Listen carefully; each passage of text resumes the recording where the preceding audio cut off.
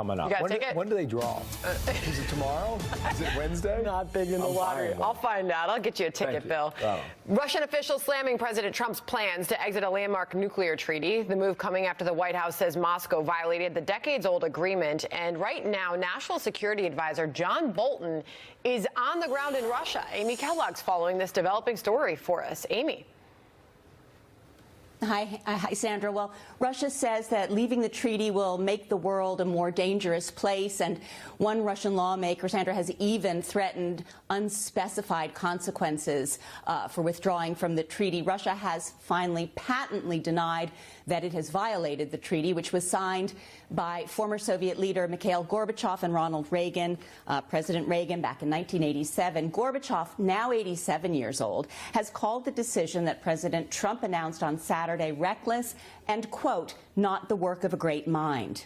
Putin's spokesman has gone so far as to accuse the U.S. of violating the treaty. Russian Foreign Minister Sergei Lavrov hoping to hear more about the decision from National Security Advisor John Bolton, who is in Moscow now.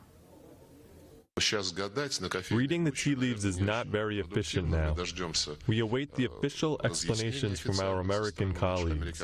If John Bolton is ready to do this, of course we will listen to him and assess the situation.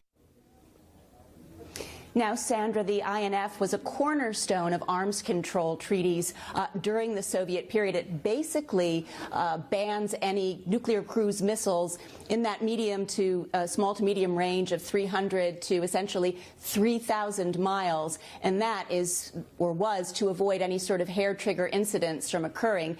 Now, the U.S. and NATO believe that for 4 years now, Russia has been developing weapons outside of that range. President Putin has been very actively beefing up his military, flexing considerable muscle. You see here war games earlier this fall with China, and new hardware was put on display during May celebrations. We're going to have to leave it there.